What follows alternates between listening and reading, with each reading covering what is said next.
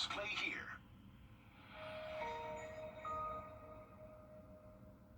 At Parker's Kitchen, we go big, like our huge, crunchy, juicy, never frozen chicken tenders with an extra large serving of Parker's signature sauce. At Parker's Kitchen. Live from Augusta, you're watching News 12 at 6 o'clock. Good evening and thanks for joining us. I'm Will Rio. And I'm Zaina Halliburton. Yet again, we have more rain popping up across our area as we check in with your first alert Chief Meteorologist Riley Hale. And Riley, you're saying the 4th of July will be good to go for fireworks.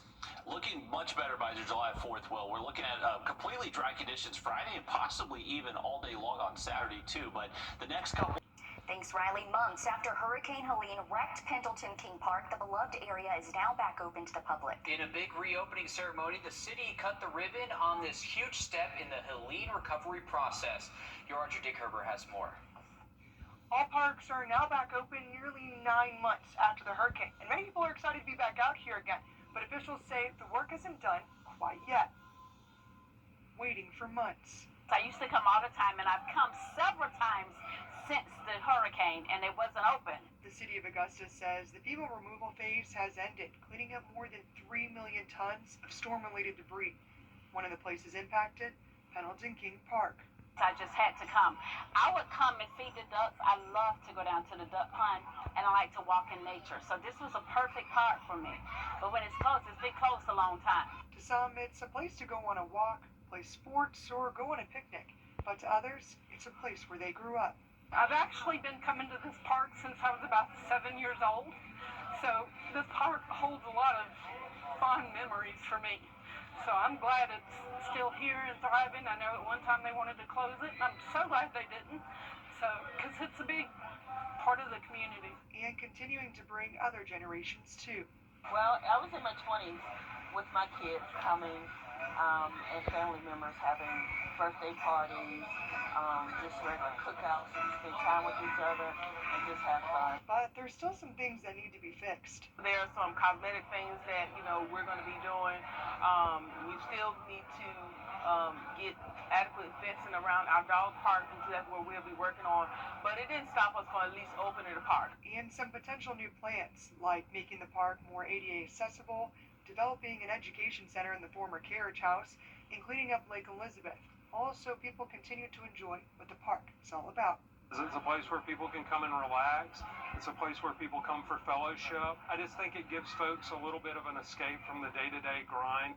And as far as other projects we'll be on the lookout for, that's going to be improving sidewalks, roads, and infrastructure across the city.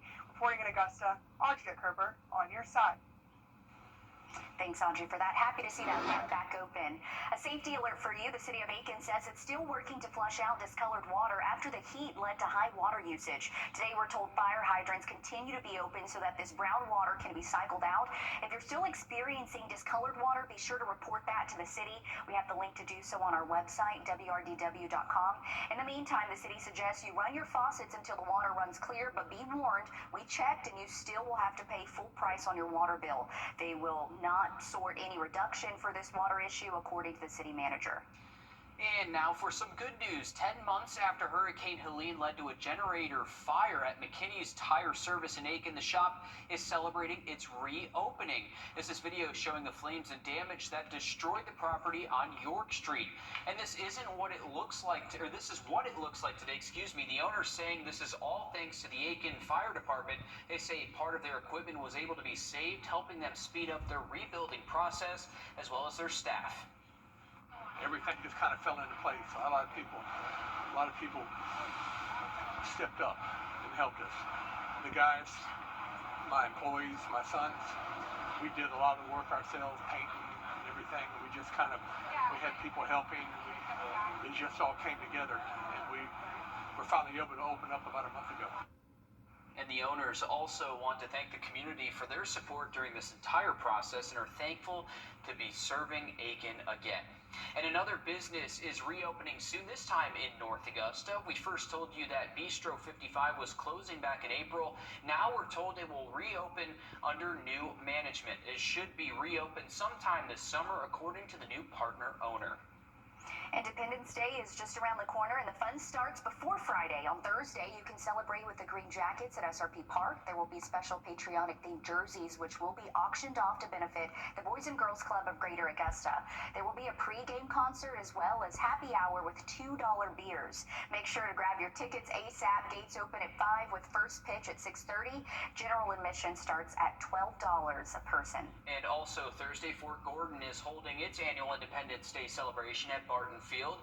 There will be live music, food trucks, a kids carnival, and much more. This event is open to the public and is free to attend. Gates open at 5 o'clock with fireworks set to go off at around 9:45. And on the 4th, you could get some free barbecue, but be prepared for long lines. This is video showing last year's event, which is put on by the city of Grovetown. Starting at 11 on the 4th, you can drive over to Liberty Park to get free plates of all American barbecue and sides while supplies last. There's a limit of 4 plates per car. Looks like good food there. And tonight, Georgia Power is freezing base power rates through 2028, but rates could go up next when commissioners consider how customers will pay for Hurricane Helene damage. It comes as customers have seen bills increase 6 times in the past few years because of higher natural gas costs and construction. Now Georgia Power will either absorb the cost or give them to customers in 2029. Riley? Well, over the next couple of days, we are going to keep a low flood risk in place. Just very slow-moving thunderstorms producing a lot of rain in a short amount of time. Luckily, drier by July 4th. Well, more in the full forecast coming up. And still ahead, we're checking in with the latest news on the Augusta Canal as the city continues to clear it after Helene. How close we are to seeing everything reopened after the break. Time and Temp, brought to you by your First Alert weather team. Hi, I'm Deborah Alfarone. 90s and the UV index will be extreme. Sounds good. Thanks, Riley. The entire stretch of the Augusta Canal is finally open for kayaking, but the trail still remains closed between Savannah Rapids Pavilion and the Pump House. Your First Alert Chief Meteorologist Riley Hale met with the Augusta Utilities Department today for an update on what phase they're in and what's next with getting our canal fully open again. You know, I really just want to thank the public for their patience as we go through this. I know it's not a fun experience. The Augusta Canal turns 180 years old this year. It's a National Heritage Site we've missed walking and biking since Helene hit last September, but progress is being made. It's actually wrapped up Ceres Environmental coming through and removing the storm debris we had when Hurricane Helene hit. These were trees that remained that were just so storm damaged they needed to go. And it's also trees that were there that were at risk for falling and hurting structures in the future. We always got to be ready for that next storm. The next phase of the cleanup is starting today. Actually, they're right up the canal now. We're doing a very formalized walkthrough of the entire canal. This is to document every bit of damage that happened to it. Every one of these trees that fell took a substantial amount of root ball material around it, big holes and chunks. We've got to make sure we document, which leads us to our next step. We've got to repair it. Hendricks says the Augusta Utilities Department is already working on funding for the repair work after the assessment is done this week. Several different avenues. We have one with the Corps of Engineers currently. Several projects along the canal, not just from the storm. We actually had some of these monies requested before the storm. She's 180 years old this year. Got to take care of her from time to time. But those monies can go toward this embankment repair. This will take time, and there is not a current target date for when everything will be complete. Right now, we're working on step 1, step 2, step 3, combined steps where we can.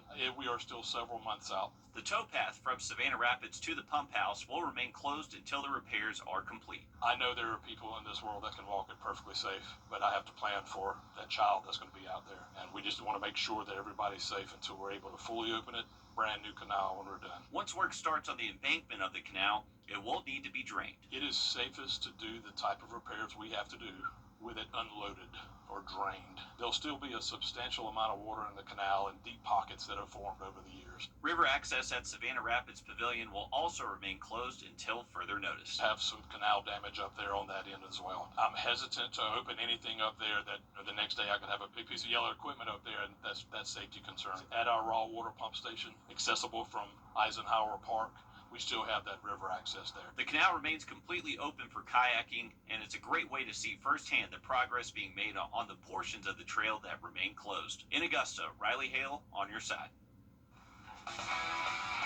Just after the break, local anglers continue to shine on the national stage, bringing attention to Columbia County high school fishing teams. We'll tell you about it coming up next. First Alert Radar. Powered by Jim Hudson Automotive Group. Right now, thanks, Riley. South Carolina is one of just 2 states where the legislature elects judges, and some critics have said that could give lawyers who are also lawmakers an unfair advantage in the courtroom. Changes to address that and boost public confidence just went into effect today, but some believe it's not enough. Our State House reporter Mary Green has more. Governor Henry McMaster signed this judicial reform bill into law last year, but it didn't go into effect until Tuesday. It keeps in place the general structure of how judges are picked here in South Carolina, including retaining the legislature's authority to select the judiciary. But it does make some changes to within that system. I think the changes that are coming to the JMSC this year will help the public have more confidence in the work that we're doing. Representative Micah Caskey sits on South Carolina's Judicial Merit Selection Commission, which screens most judicial candidates, determines who's qualified, and forwards those names to the full General Assembly, which then elects them. This law expands the screening committee from 10 members to 12, giving some appointments to the governor, who previously had no role in the judicial selection process. Members will also be term limited for the first time, but lawyers who are also legislators can still serve on the committee, a ban some critics wanted to see. Somebody who's been a prosecutor, who's practiced law for a long time, one of the benefits that I think I bring to the table in trying to assess candidates for judicial office is that I've seen what happens when you allow somebody who's susceptible to robitis or a power trip come to the bench. That's not good for anybody. Under the previous system, the screening panel could advance the name of up to 3 finalists for each seat to the full legislature for its consideration. Now that cap is raised to 6 finalists, while giving lawmakers more time to review them before they hold elections in the spring and before candidates can try to earn their votes. Any question or concern that there might be some gaming of the system to benefit a preferred candidate, I think that goes away when you raise the cap. Not everyone is fully satisfied with the reforms, including the governor. When he signed the bill into law last summer, McMaster wrote to lawmakers that these changes are only a start. More reform is needed. And he listed areas where he still believes more work remains, including steps to limit the General Assembly's influence over the judicial screening and selection process, and to address magistrate judges who are chosen by their local senator and not addressed in this new law. McMaster is also among those who want South Carolina to adopt a system in which the governor appoints judges, but there's not a whole lot of support within the legislature to do that. Reporting from the State House, I'm Mary Green. And applications for the next round of open judicial seats opens later this summer. Candidates will come before the screening committee in the fall, and the first elections under these changes will be held in the spring. On your sideline. Sponsored by Chandler Law Firm. Columbia County consistently sticks themselves against some of the best anglers in the country. Most recently, a boat from Greenbrier won the school's first sanctioned Bass State Championship through the GHSA. Trip Tomasi and Matthew Johnson won state by just 5 ounces. They also had another boat finish inside the top 10. That was Evan Beard and Tyler Wilson. Those two went on to win the state classic a month later. Tomasi and Johnson just returned from Oklahoma, participating in the high school fishing world finals and national championship against over 400 teams.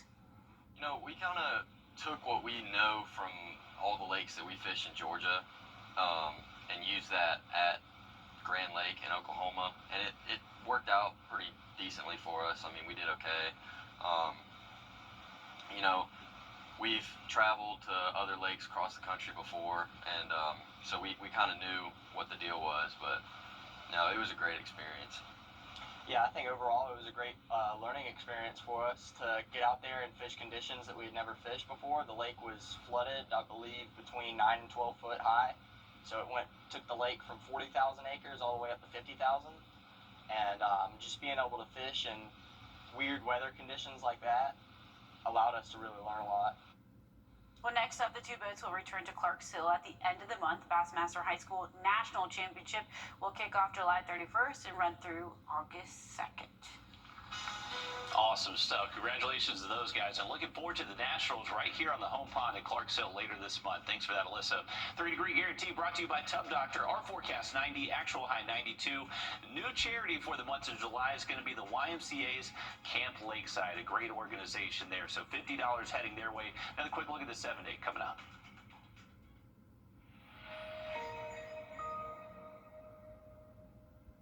Actually, All right, the time has come once again for you to vote on the best looking cruiser. Each year, all 50 states participate in some friendly fun to see who will end up on the 2026 best looking cruiser calendar. I know you love this. You're already talking about it. Yep. So the 13 states with the most votes get to be a part of it, with the winner being on the cover. Let's take a look at some of the best entries this year, starting off with Georgia and South Carolina. It's pretty good looking right there from GSP. You can't really beat that. South Carolina also doing the right thing this year, going with the mountain backdrop. But we'll take a look at some other departments here. Texas, you knew that they were going to put the horses out there, right? Okay, Texas. California Highway Patrol looking pretty good. I think Golden Gate Bridge in the background. Kansas Highway Patrol. My favorite was Colorado because they put they put a chocolate lab out front, and I think that they were kind of, trying to win appeasing people. to some people.